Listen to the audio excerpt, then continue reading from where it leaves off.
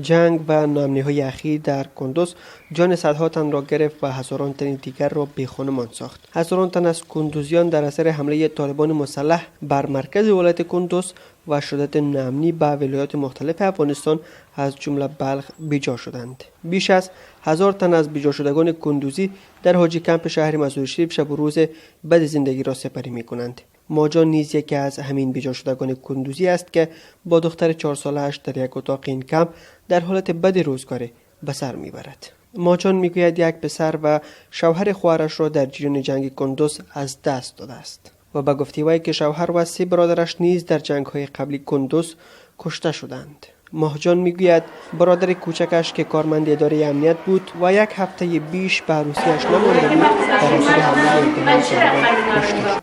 یکم 11 یکم بچه دیگه یک دختر دارم خودم دیگه هیچ کس نمونده. مادرم هم از غم بیادرم زارش در قلبش داشت. آخری بیادرم بود که یک هفته مانده بود آرسیش. دریشی آرسیش حال دمیانی هم در خیال مانده بود. از خدا جانم هر شد که من خودم تکلیف قلبی از امو پیدا کردم از امورم بیخی تباه شد. تنها ماجان نیست که ناامنی‌های کندوز جان 7 عضو خانواده‌اش را گرفته و اکنون وی در حالت بد بی‌سرپرستی در مزار شریف به سر میبرد. لیلی خانم دیگری است که با نام مستعار صحبت میکند. او نیز 3 برادرش را از دست داده و میگوید که حین فرار از کندوز شوهرش نیز در این جنگ کشته شد. 2 سال 3 سال 3 دارم بیاورم سایمان خود ایدستانی بارم یک شوهر که بیچاره به غریبی میگه در ایشان بیچاره جنگ از میگه که در کلوب مای خانه برم ما او را پیدا نکردم ما را پیدا نکردم ما را ایجا در باغ ما را نگو باغ در مدر ششتم خیستم میتونه با ما را در ایجا ما را موبایل کرد که شوهر شهید شده ایدستانی شوهر یک بیگت هم میدان نلده. جنگ کندوز تعداد زیاد کشته بر جا گذاشت اما تعداد دیگری را لادرک کرد. اینجا مادر حرف میزند که پسرش را در جنگ کندوز گم کرد.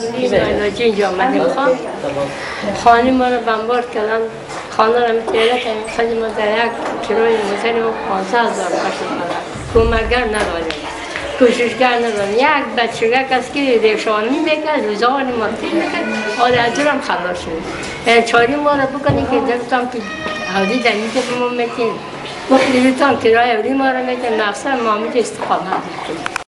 کشتخون تنها ثمره جنگ کندوز نبوده است. این جنگ بیجا شدگان را مانند سرپناه و عدم مساعدت‌های مالی نیز مواجه ساخت. بیجا شدگان در حاجی کمپ مزار شریف از عدم کمک‌ها با آنها حرف میزنند و شکایت میکنند که دولت در آنان بی‌توجه است.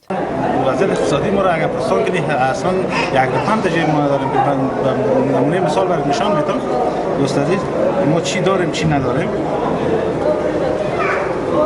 یعنی پیسه است که یکی از دوستایم به حساب مرمی خورد و از جیبش پیسه تکه تکه شد و خودش گوشتایش هم جمع کردن می‌بینیم تو بکسش رئیس توفه پیش میاد و پیسه‌ش هم از جنگ کندوز 2 هفته سپری شد و اکنون این ولایت دوباره به تصرف نیروهای امنیتی افغان افتاده است. مردان و زنان بیجا شده کندوزی خواهان برگشت به ولایت خود هستند اما توانایی مالی آن را ندارند.